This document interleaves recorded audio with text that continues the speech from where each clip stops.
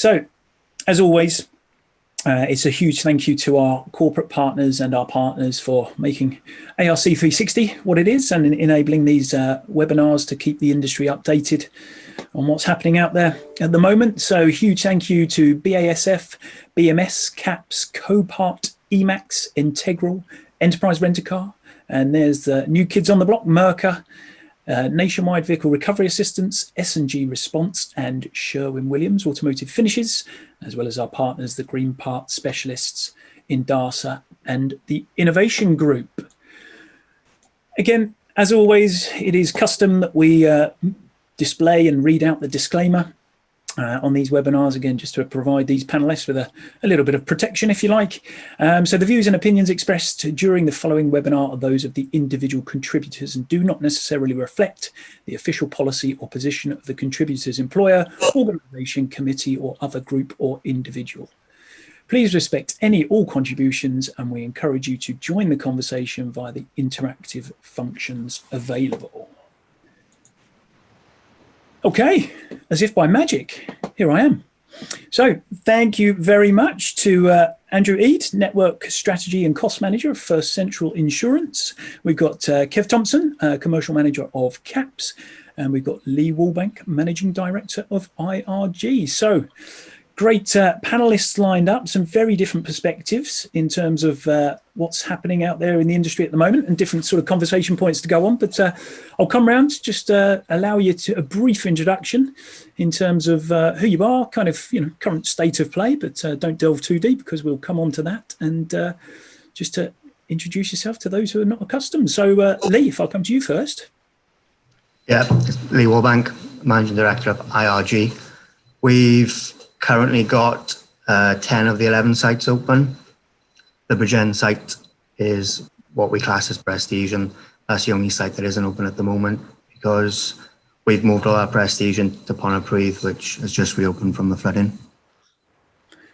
And we will come on to the flooding and everything else that you've faced over the past, 9 months, 10 months of business ownership. So we'll delve a bit deeper there. And Kev, yourself, you've obviously joined us on a webinar previously, and you've been keeping us updated with the CAPS data in previous months. So just a little update from yourself. Thompson, Commercial Manager for CAPS. Been with CAPS now 5 years, so from the beginning of the acquisition. Prior to that, spent 10 years in motor manufacturer world, body and paint programs, accident management, etc., etc. Great stuff. Thanks very much, Kev. And Andrew, over to you, if we may. Yeah, it's Andrew Eade. I'm Network Strategy and Cost Manager for First Central. I've been here for 5 years. Prior to that, was a chief engineer for another insurer, and I've had various guises throughout the industry over this course of my career. Super stuff. All right, let's get everyone involved then in a little bit of polling, because we like to do that to make sure everyone's with us and awake, and also just a little bit of a temperature gauge on the industry. So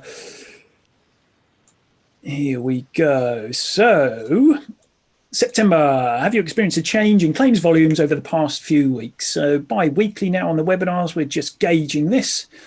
So cast your votes now. Significant increase, slight increase, remain static, slight decrease, or significant decrease. So again, just over the past couple of weeks, just gives us a little bit of a flavour in terms of what's happening out there. And I think it's fair to say there's probably quite a regional differences at the moment that we're experiencing due to obviously many things, one of which is local lockdowns, etc. Okay, so let's bring that one to a halt and share the results there. So slight increase, 61%. That's good news. Significant increase, 6%. That's even better news. Static and slight decreases from others. Okay, let's have a look at the second poll. So launch the polling. Here we go. So what are your current work volumes as compared to September last year? So September 2020 versus September 2019. Are we up 100% or more, or anywhere thereafter? I think we've all kind of got an anecdotal feel in our heads of where the industry is, but it's always good, again, just to gauge opinion from across sector. couple more seconds there in terms of the votes.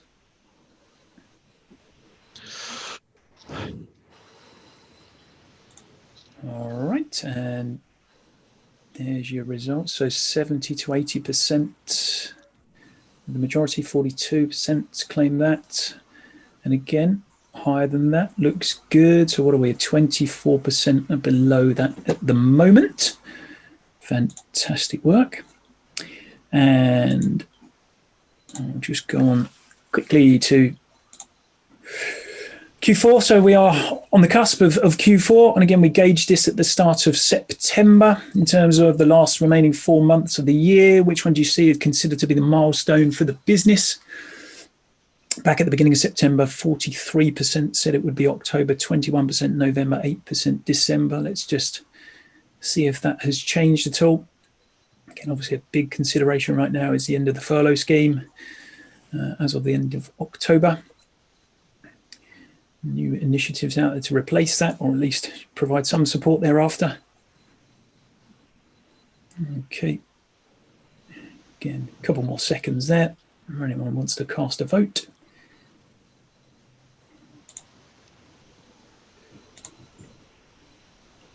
So 50% now, looking another month further ahead to November.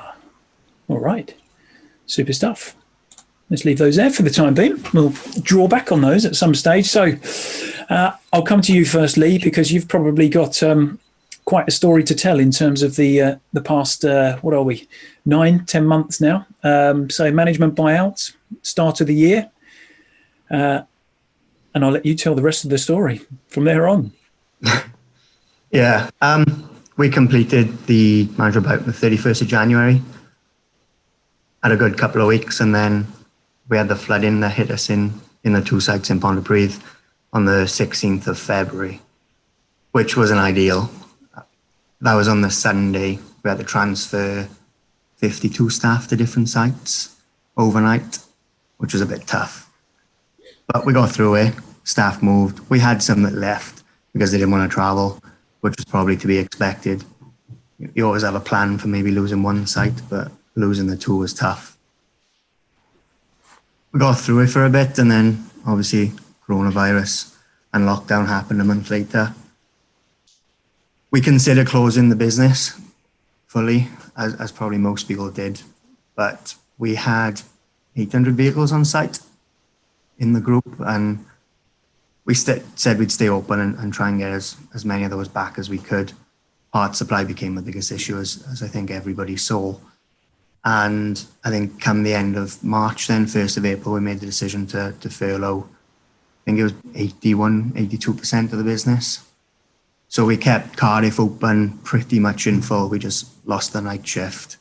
And then Hereford and Merthyr stayed open just as scouting staff, just to provide a service and see what we could do.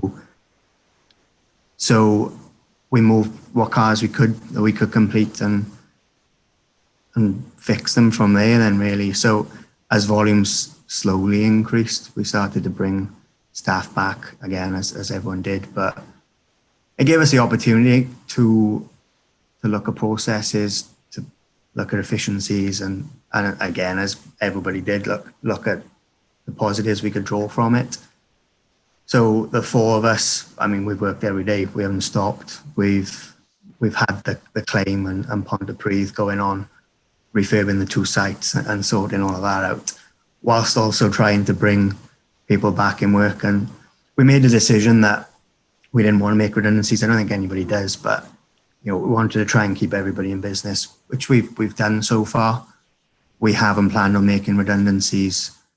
We've taken on staff actually made redundant from other sites, and that's before the new site actually in Birmingham. So I think we're on. I suppose we were quite fortunate when you look at the flooding that we lost a few staff that we always knew we needed to replace anyway. And I think it just coincided with Ponty reopening and volumes picking back up that we were able to do so. And the two flooded sites now back reopen? Yeah, so they opened 7th September. There's still a few things here and there outstanding, but 80% of those staff are back in Pontypridd now. as I said earlier on, the only site we haven't opened is Bridgend. And only because it was one of the prestige sites. So, I mean, 95% of the work was JLR, BMW, Mercedes. But it was quite a small site, and to try and operate those kind of marks in the work going through it could be tough. So we made a decision to move those brands to Pontypridd, and all the staff moved with there. So we've got the manager, everybody's gone there, so all the skills, etc., continued. And we'll reopen Bridgend in the new year, but it won't be, it'll be going on a different path. It won't be insurance work. But Ponty's great. I mean, we've obviously put some pictures on social media. We did what we could with it, considering the constraints we were facing. I mean, in any other world, like if we'd have had normal turnover, normal operating opportunities, we'd have probably made some differences. But considering we'd only owned the business, 2 weeks before the flooding, I mean, we barely had an opportunity to run the business properly. But it's been good. I mean, we've had a good uptake from staff. It's good, positive. People are really positive in the business, and I think what it's done is just show them how the four of us operate as a team, because there would have been some negative thoughts, and they were, as you can imagine. There's change. Steve owned the business for 20 years, albeit whilst we've been involved for a while, but I think it's just shown them that we've done our best and we've done okay through it all, really. Sounds like you've done great, my friend, and certainly not easy circumstances. You've had it hit you from every angle, and we'll come on to kind of regional differences as well soon, because obviously sites in Wales, sites in England. So you're sort of a fine balancing act going on there at the moment. Andrew, if I can come across to you, if I may, and if you could just give us a little insight into First Central Insurance. We're First Central Insurance. We're a private motor insurer. We only deal with private car. We're not diversified in any sort of way. We're a small insurer. We're on the aggregator sites only, or direct.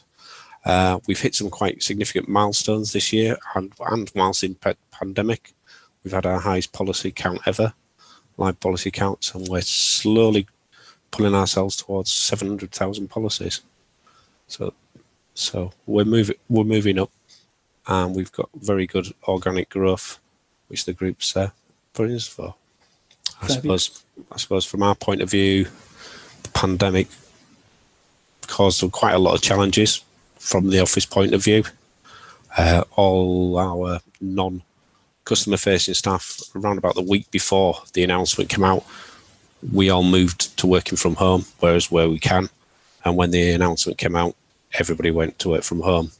And within a week, we were BAU, which I think was a great call to our IT and our services and everything else that went on from there. And do you think, kind of being a smaller player helped you in that sense? I think so. I mean, we had two major sites, with the claims mainly being focused in Manchester, and a lot of the support staff going on in other areas. So yeah, it did help. We were quite local, and we were able to move pretty quickly in order to be able to deal with it. And now, dare I say it, moving sort of slightly in another direction. So you sort of referenced that you'd started to get people back to the office. Obviously, subsequent government announcements last week. It's the reverse now. Yeah, we rolled out a plan at the beginning of September for people to be able to move back to the office on a sharing and a booking basis. But with the recent announcement, that's now been closed off. We've only got vulnerable staff going into the office to work that need to. Okay. All right. Well, we'll touch upon more of obviously your role personally with the network and things very shortly. Kev, a little update from yourself. We've obviously kind of been sharing data in previous weeks, and we had a break in August. But is there any sort of update for August that you can share? And I know September's isn't ready yet, but if you can just explain to people where that's at, really. Yeah, we originally started to present the data for ARC360 on a weekly basis, which was tracking the effects of COVID-19 and businesses closing. Bearing in mind that our data is only data that's exchanged, not necessarily new claims. But it's been an interesting journey for CAPS in the sense that we've been really busy with new body shops coming online, with new services wanting to connect and consume the CAPS data. It did cause us a bit of a problem in trying to normalise the data, which was why we moved away from a weekly basis to a monthly reporting perspective. It allowed us to normalise the data back to the January point in which we were measuring the data from. Going into coming out through August, we actually saw a slight dip in August in claims exchanged, which was down by about 6% from the July data. And I had a quick look at the data yesterday from an account perspective, a dip check, if you like. And actually September's starting to show a slight increase, albeit we're still approximately 20,000 claims less than the January figure that we posted. So not sure on what August downturn was caused by, whether it was holidays, staycations, but we definitely saw a reduction. And then September, is it because people are going back to work? Is it because there's more cars on the road? Or is it just an increase of claims that weren't exchanged in the August period? So it's difficult for us to say, but all we can do is we can present the data as it comes to us. And hopefully for those that receive the data from CAPS, we should have an update for everybody Monday, Tuesday next week. Excellent, excellent. And then just to reiterate, Kevin, people just drop you an email to receive that data?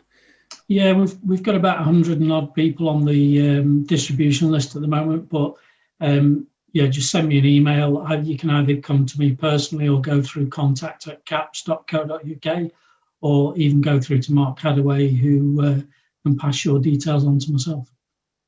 I've just got myself a job there, haven't I? That's what I like to hear. All right, so Lee, I'll come to you, and again, you know, you've kind of been through a bit of everything, really, in the sort of 9 months of business ownership. But you obviously inherited, wrong word, but acquired a business, which was, you know, one thing. You've been through all this mix of floods, of pandemic situation. We're now kind of re-emerging the other end, and what's different about IRG really as a business now to when it you know, entered this this horrible situation, if you like? We were looking at different processes anyway, and I mean we had a plan. We had things that we wanted. I don't want to say change because that doesn't sound right, but we had things that we wanted to look at and improve from previous. And then all that went out of the window anyway, but we've carried on doing what we wanted to do. We carried on with those plans. The growth strategy is still there, albeit a little delayed, as we announced with the site in Kings Norton last week. So, like I said before, we didn't really have the opportunity to run the business like normal beforehand. So everything was a change. It was a fresh start. We've looked at everything. We've improved different areas of the business. We had to create a new team below us also. So we were doing our jobs under Steve and Dale and such. And, you know, as we've stepped into those roles, we've had to find replacements for ourselves. So we've been restructuring, rebuilding, simply just looking at everything that we had to do. And like I said, fortunately, we didn't have to close any sites, which some people have had to. And again, we haven't had to make redundancies. So it's difficult in that we didn't have, like I said, we didn't have a lot of time to run the business like we would have. So we've just done what we've wanted to do, really. That's it. We didn't have the opportunity to change. It sounds silly, I know, but we didn't have the opportunity to run it normally. So we've just done what we wanted to do. So it's just given us that opportunity. It's given the time to make those changes without having the distractions of running the business normally. Yeah, absolutely. And I think it is utilisation of the time, you know, wisely, so to speak. and there's probably an argument to say that taking on the business like you did and not having the opportunity to run it as it was, could ultimately be a blessing in the sense that you come into it now with just a fresh set of eyes and ideas behind it. So yeah, exactly that, and that's how we've seen it. Everything that's happened, the flooding, we've looked at the positives. COVID, as ridiculous as it sounds, we've looked at the positives. So we've just carried on with the plan like we had before. I think we just had that bit more time to be able to implement the changes, really. Yeah. And Andrew, I'll come across to you then. So again, from your perspective, what's new at First Central? What's been the learning curve, if you like? What's been implemented? What's different as we kind of re-emerge? And I'm getting a bit sick of using that term, but fingers crossed we are re-emerging. I think the new thing is, it was everyone working from home. I think that was a big shock to everybody to go working from home when they were used to working in teams with team leaders and other people working above them. To have that singleness to carry on and do your job and be expected to what you're doing. I think technology has been a great asset to us. It's been a great helper. We've lived on Teams. I mean, rather like the advert on the TV. It's team meeting, and we've rolled out so many hubs, so many catch-ups. We have catch-ups every morning within Teams. We have breaks, and I think there's been a hell of real lot more collaboration between departments, and people are actually talking a lot more because of that distance and that you need to be able to. You can't just expect. You need to be able to reach out to people. And there's a lot more projects and planning and collaboration going on in order for us to deliver what we need to deliver to the business. So as well as our growth plans and our agility is dealing with, with our supply network, supply chain, as well as helping out in regards to other areas of the business that need support. And in hindsight, do you think this is, this has been kind of a beneficial time for the business in the sense that, you've realised, what can be done remotely, what can be done via these, digital channels? Yeah, I totally agree. I think this, what has happened now, it's probably moved the industry on into a space where it would be in 5 or 10 years' time. Large offices, people commuting, the time you save in between not having to do a half hour or an hour commute, you can utilise that in your work time. And that frees up other time to do other things as well. Yeah, absolutely. And do you think you'll make a full-fledged return to, a headquarters at some stage?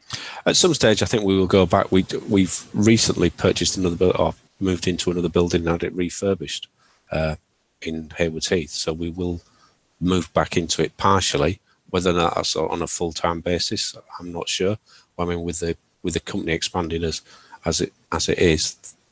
We watch this space realistically. I think it's more just a bit more of an agile approach. Yeah.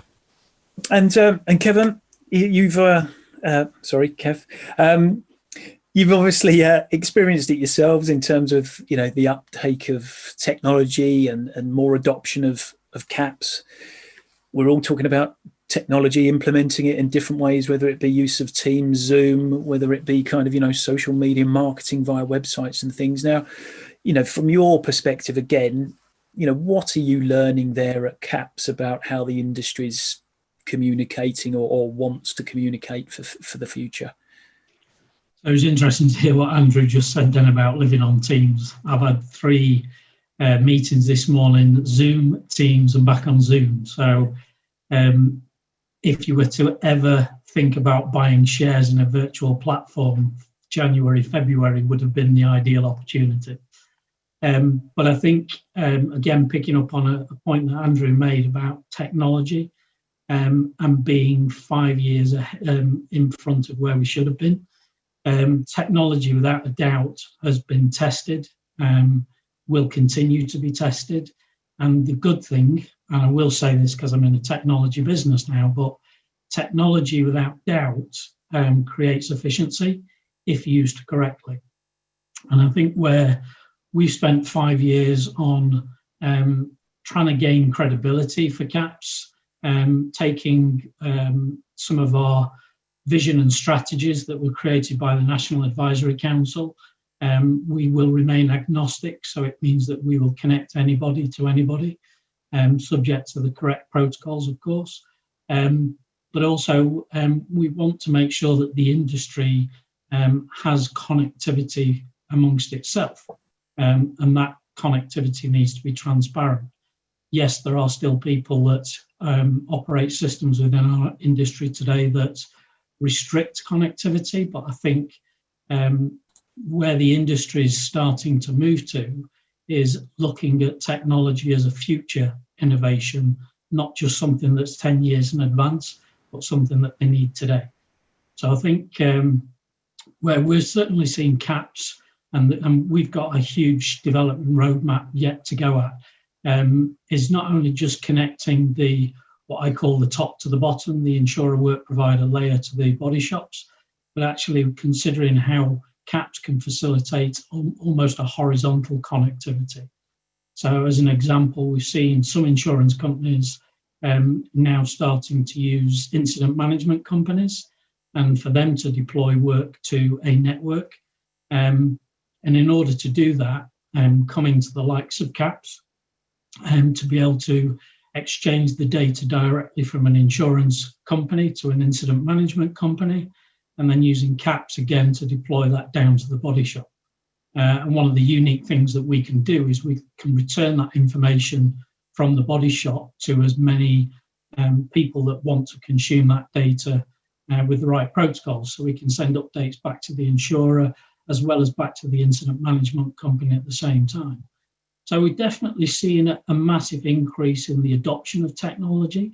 And as I say, I'm very lucky that I feel like I'm sat right at the heart of the industry at the moment, because we're facilitating a lot of that connectivity. There's some great good news stories out there, and going back to a comment that Lee says about looking at his processes and having the time to implement new strategies and new processes, we've seen people adopting technology by a way of either having a low touch or a no touch process. So Sam Smith on his podcast last week was talking about how you can use free technology, and as a fellow tight arse northerner, free is got to be the best way. If you're not using free technology, you're not looking at technology to support your business and make it more efficient. So even the ability to send a driver out to collect a car with an iPad, that you fill out a simple form, that form can be sent back to the body shop, and the information, if you are using CAPS, is uploading that straight to the management system, which is almost enabling your workforce to be prepared, ready for that vehicle to come into the yard, roll off the back of the truck and straight into a work bay. It means that the efficiency, the downtime, the key-to-key time, everything's being impacted by the use of technology. So I can only say it's got to be a thing for the future, and it's got to be something that we continue to embrace. And anybody that's involved in technology development, this is the time to start really stretching the limits of what we can do to make sure our industry remains as buoyant and as future-proof as possible. Yeah, and thanks for the plug on the podcast, because it was really interesting talking to Sam, and it was similar to what Andrew said, the sense that we've kind of been thrust into a world of technology that already existed. We all knew it was there. It's arguably we were just always a bit reluctant to utilize it in that fashion. And how Sam's kind of used those things available to him for the better of the business. It makes for an interesting listen. And likewise, with yourself and CAPS Kev, it's one of those kind of, dare I say it, rude awakenings perhaps amongst the industry that, you've been beating the drum for a long time that these things are there and readily available. And, all of a sudden it's coming to the fore now to assist business. So whilst we're on the theme of technology, let's have a little, let's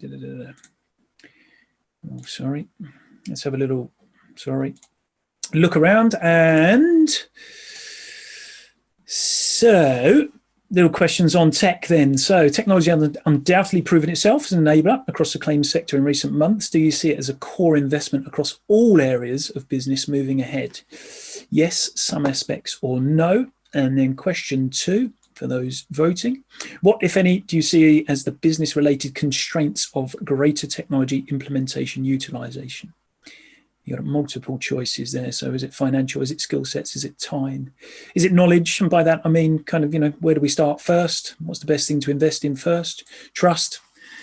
Is there still kind of trust factors out there? Where does my data go? Where does it end up? Who has sight of it? Unsure of the benefits. So what can technology possibly offer us?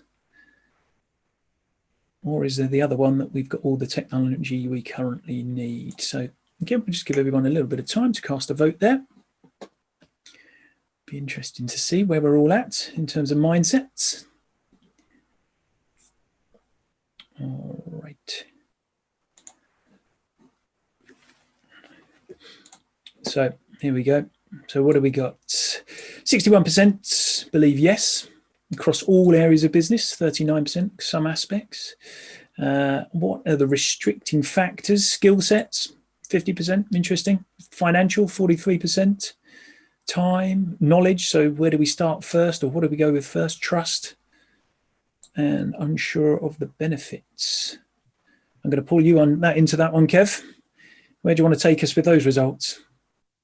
So looking at the question 1, there isn't anybody that dispels technology that isn't going to add an advantage. So to me, that's, you need to get out there. There are plenty of technology opportunities. Choice is never more fruitful than it is now.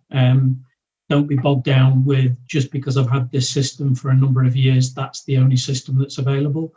I'd like to think that CAPS has enabled people to think outside the box, connect with other technology companies and other systems that you may have previously thought, I don't want to have another system in my business because it means double keying.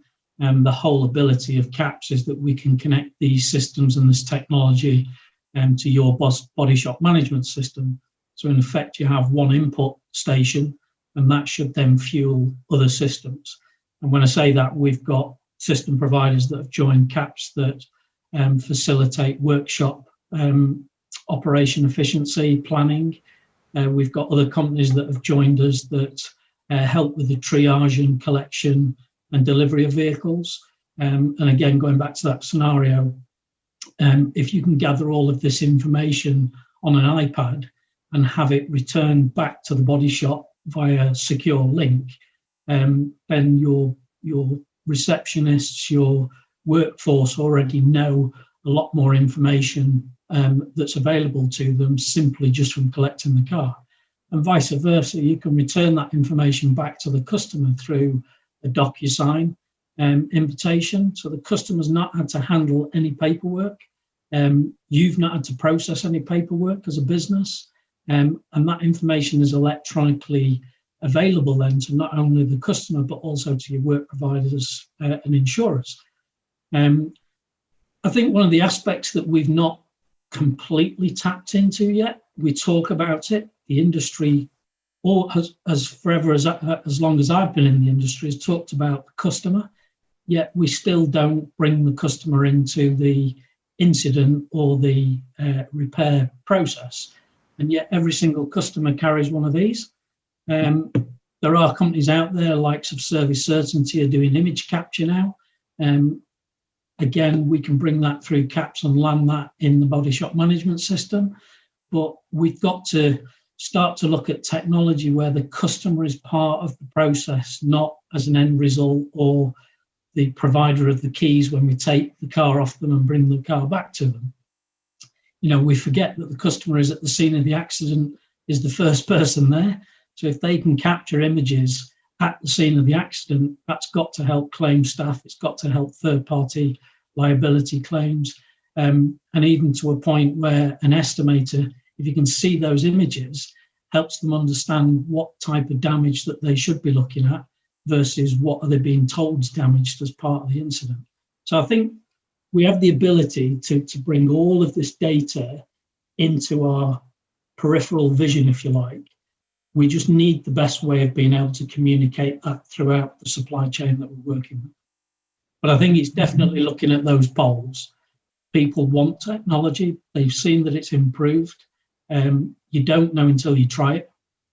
And then on the second ones, time, skills, it ticks every single box. And I can't believe it's taken, first of all, GDPR to raise the awareness of how we should use technology.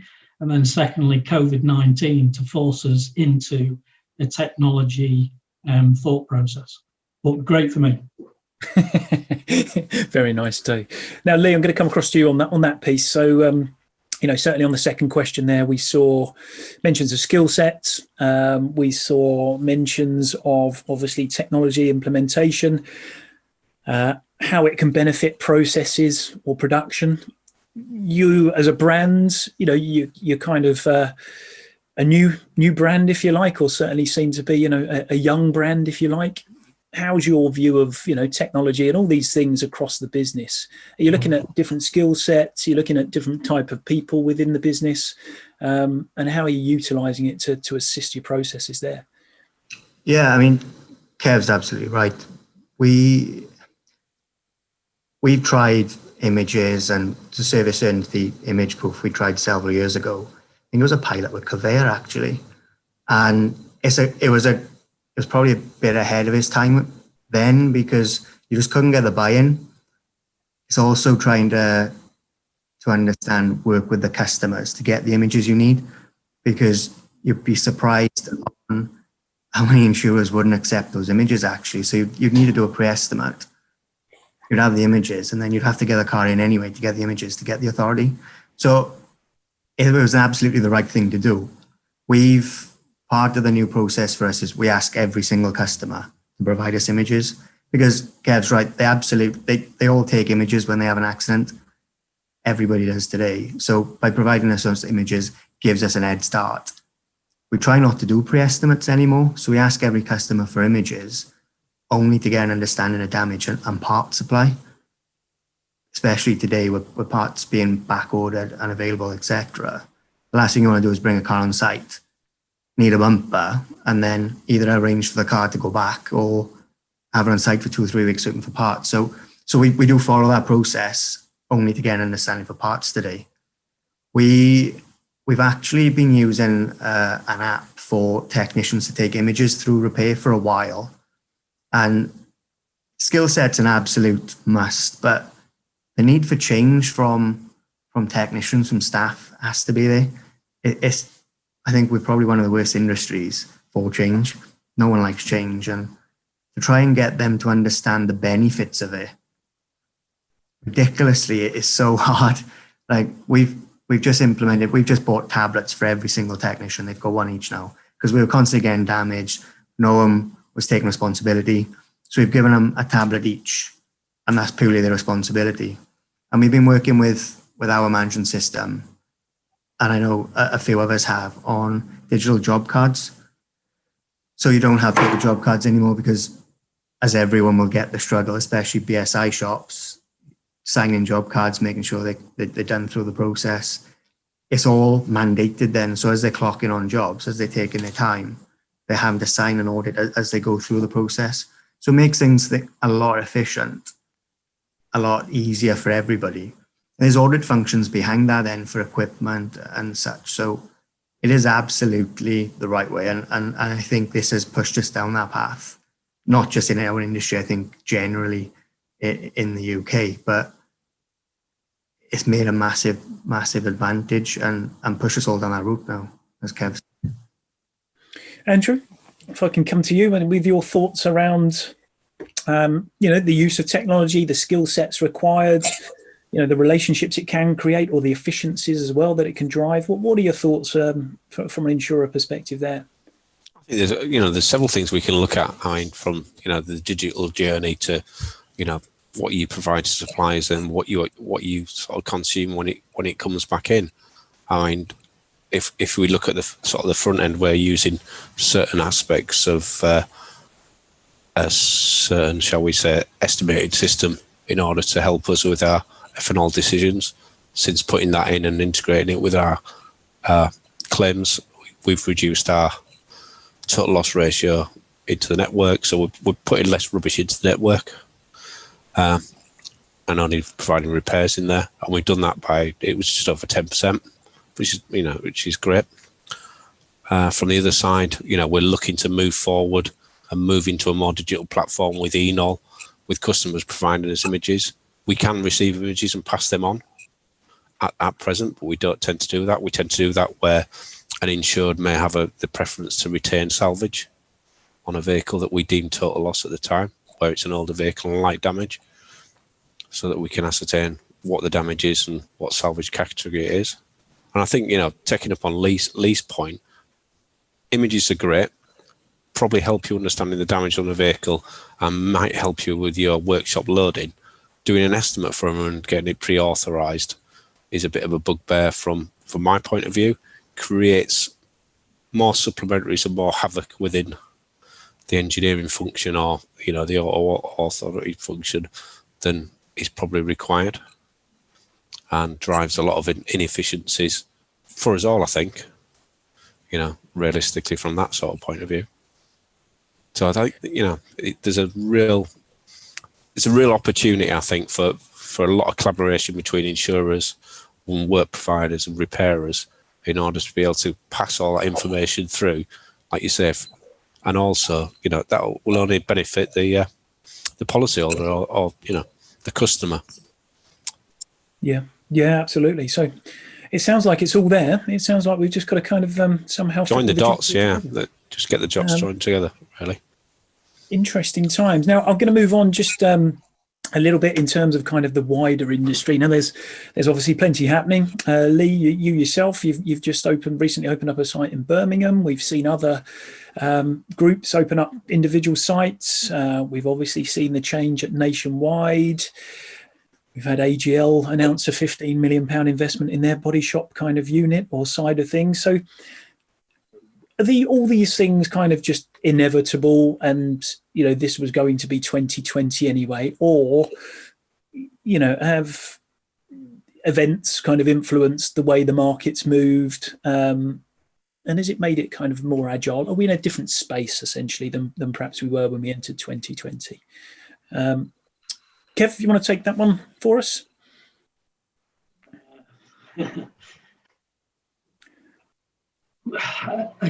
I guess, are we in a different space? Yeah, of course we're in a different space. We're all adapting. I saw a quote from somebody on Twitter the other day about there are businesses that are the ones that lead in adoption. There are companies that watch others, and then there are companies that are thinking, what the hell went on? I think we're going to diversify as an industry. There's clearly people out there that have got the money to invest in their future. Will we eventually go back to something that looked like Nationwide with that many body shops? I don't think so, but that's my personal opinion. But is it going to be for the benefit or the detriment of the industry? I think benefit the industry and the relationships is that we have good quality body shops that are doing good quality repairs. We need to be more transparent because we're still hidden, in many aspects of the UK. When you look at skill sets, body shop doesn't even figure in STEM. The closest we get is dealerships. So there's we've really got to peel the onion back as an industry and make ourselves more attractive, be more transparent, and actually surface to the top. And I think some of these big investors that are buying body shops are going to do that because, IRG and Lee, what they've done in the face of two disasters is amazing to still come back and be, as futuristic as they can be. Look at AGL, new body shops, not acquisitions. There's clearly a business project that sits behind that. Location's going to be key as well. I think it's for the benefit of the industry, and I think we should applaud those that are continuing to invest and diversify. Andrew, any thoughts around there from an insurer perspective? are we now in a realm where an industries are more agile, moves at a faster pace than we ever have been? And what does that kind of, what does that mean from an insurer viewpoint? Yeah, I think we are. I mean, realistically, our point of view is that we insure quite an older vehicle park, and I think what does get missed out there is the amount of vehicles that are rolling out on the road at the minute that don't have the technology on them, and we're seeing that the average age of a vehicle is extending. That's on the road. People are keeping cars for longer. They're lasting for longer, and so there'll still be a requirement to insure and repair those vehicles going forward, whether that be down various different routes and whether or not we see body shops specialising in either older vehicles or green parts, non-OE, in order to reduce costs so we can repair those vehicles. And certainly with what we also need to think about is that hopefully the newer vehicles with technology that's on them, we should see a reduction in frequency. Not saying that we'll see a reduction in severity when those vehicles are involved in accidents or those vehicles interact with vehicles that don't have the said technology on them. And I think that's the challenge we've got going forward. I think you quite rightly say, moving the right car to the right repairer to have it repaired correctly and safely is paramount. Really, it's key to moving forward. Yeah, absolutely. We've also got to consider that we're not. I mean, it can happen today, but we're not that far away. Talking maybe 1, 2 years, 5 at the most. That the car is actually going to decide where it wants to be repaired, because the car will be telling us when it's had an accident. And again, that's technology that we need to link in with at various points throughout our industry, because the race to e-null that vehicle is here today. It's only going to get worse as we get deeper and deeper into that technology of the vehicle. But for sure, if the car can tell us it's had an incident, and even we can predict the severity, we can actually direct that vehicle to where it needs to go, almost like a hospital triage. Yeah, and I think we're probably well on the path to that point, aren't we? Maybe a few years off, but it seems to be coming. Now, Lee, a couple of the points that have been mentioned there. You yourselves, IRG, you're obviously got your own kind of business aspirations, and we're not asking you to reveal them all here on air. But you've also, as Andrew's kind of alluded to, you've kind of got a segmented, your specialist divisions within the business as it stands. Is that all part of the kind of thought process moving ahead, that you will have those divisions and they'll become arguably more important for not only you, but the repair industry as a whole? Yeah, I think so.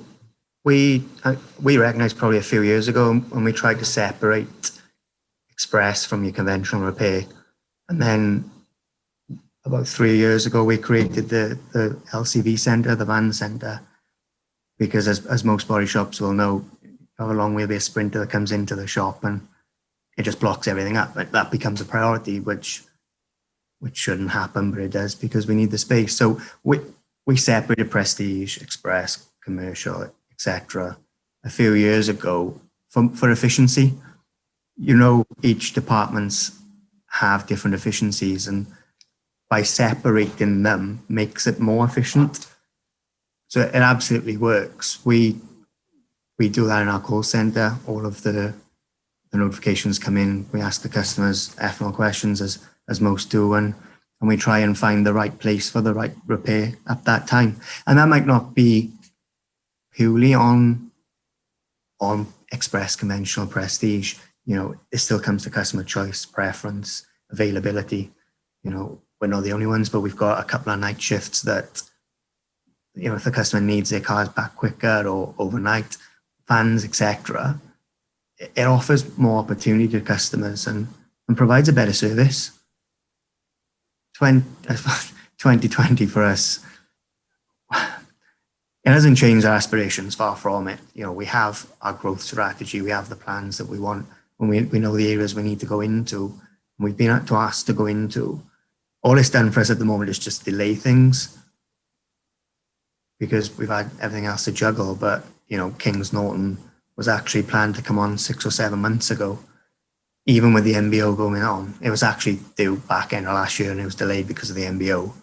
and then it's been delayed because of this, but we finally made it work. And the builders are in now. It's due to open in a month's time. And it is only an express shop because we've got an opportunity there. You know, it's not too far from the Hereford site. We go to Kidderminster and Worcester and such a lot anyway. So it's just a connection from where we are today to help service the customers we have. Mm-hmm. Yeah, and I don't think there's any clear segmentation, as you say. I think at the moment we're probably focused on severity or type of work, and that's stemmed from the previous webinar we did. But again, that's not to say that that's, you know, the way it will segment in future. Will it be, in fact, you know, somebody needs their car back in 24 hours? Well, that's, you know, the route that takes. So I think it's interesting times ahead, and I think there will be, you know, various solutions that come to the fore, really. So one last poll, and still centered on that conversation. So again, just for everyone to have to cast their opinion, has the industry now entered a new phase / pace of change? Yes, undoubtedly. No, it's nothing new, or only time will tell. So get your votes coming in. And then I've seen a question just come through, probably one for you, Andrew, to pick up on, and we'll come back to that in a second. So what have we got? We'll give everyone just a little bit of time to cast their votes.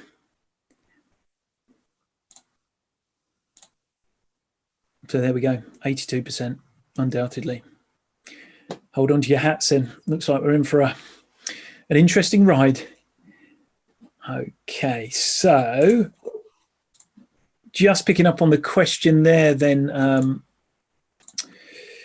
Andrew, I think it was in terms, so from Louise Willacott, who Louise joined us on a webinar some time back. So about the supplementaries discussion, can you envisage allowing sort of your repair network to just send an invoice supported with images and parts invoices at any stage? You know, is that something that technology might, you know, allow us to do further down the line?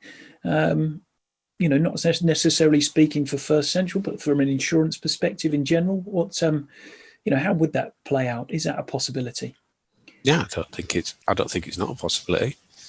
I think one of the things that we're working towards with our current supplier is automation of authorizations, and also looking at the data that we can get out of the back of the said estimating system, so we can benchmark those repairers and understand that we have a rating for that repairer, and then we may well put them on what we'd class as, you know, full auto authority, so they were at will to do what was required in the repair without any touch basis for us whatsoever.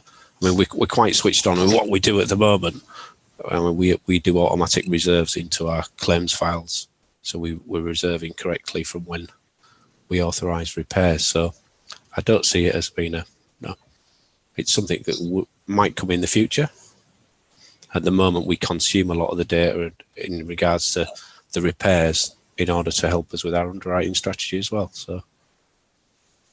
Okay, so one for the future, and again, very much a two-way thing. Let's not forget that you know, that trust element works both ways. So it'll be interesting to see how that plays out. And again, it's another step on that sort of level ladder to efficiency, isn't it? And customer service that we've talked about. So we've got just a couple of minutes left, guys. I'm just going to kind of take a whistle stop tour around Q4. Again, crystal balls are coming out right now. Lee, you've already seen it in terms of local lockdowns where some of your businesses sit. You know, who knows what's going to happen in terms of, you know, countrywide or whatever else it might be. But, you know, as it stands right now, where do you see Q4 for your business and arguably, you know, the wider industry? We lost a bit of volume last week because of the local lockdowns. And I mean, we're half term coming next month. That's only going to go further, I think.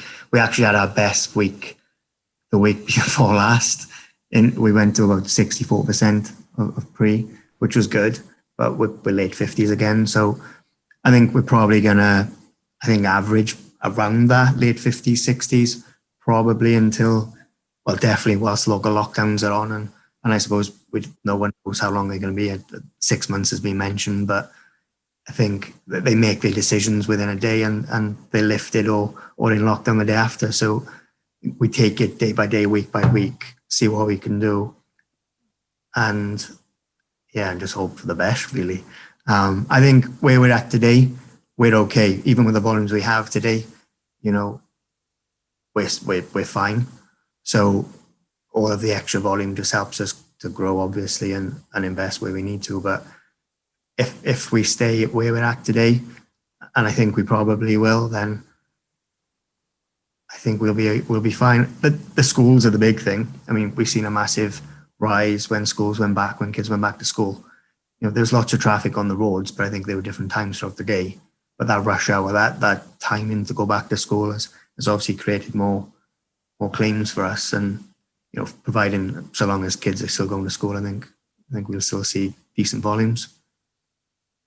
Great stuff. Well, thank you very much, Lee, and everything that you've been through in the past 9 months. You're still smiling, which is a great thing, and we can only wish you every success. Kev, the next set of CAPS data, when do we see that for September? Tomorrow we will be cutting the data, the reports, so we should be able to see the September data Tuesday and Wednesday next week, hopefully. So I'll send it through to the distribution list that I already have. I'll try and get it through to you, Mark, for your next Wednesday webinar. Anybody that wants to reach out to me, by all means do. Great stuff. Thanks very much, Kev. And Andrew, from your perspective, again, bit of a sort of crystal ball moment, but Q4 from your side? I think we'll see us continue to grow. That is the plan. We drop some things in this week that we'll see us be a little bit more competitive in the market. We'll continue to grow as we've seen.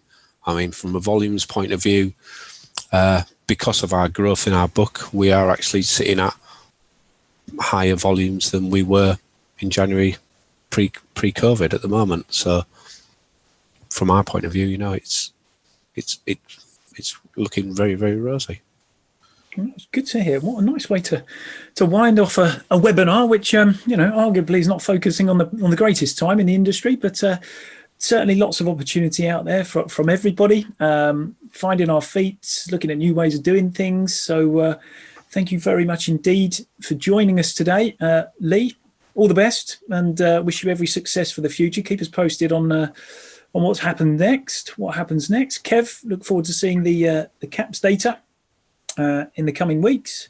And Andrew, thank you very much for your time and continued success at First Central. So just before we sign off, a huge thank you once again to our corporate partners, BASF, BMS, CAPS, Copart, Emax Integral, Enterprise Rent-A-Car, New Kids on the Block, Mercer, Nationwide Vehicle Recovery Assistance, S&G Response, and Sherwin-Williams, as well as our partners, the Green Part Specialists in DARSA and the Innovation Group.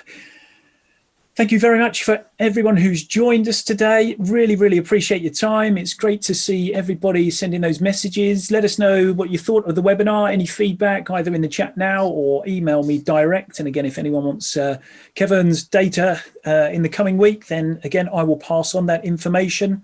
Next webinar, 14th of October. So again, we'll be sending out the links to that very, very shortly. Keep an eye out in the meantime on the podcast, the video recording of this webinar, and also our insights. Join the LinkedIn ARC360 LinkedIn group, which is now live. We've also got the website coming in the next week or so.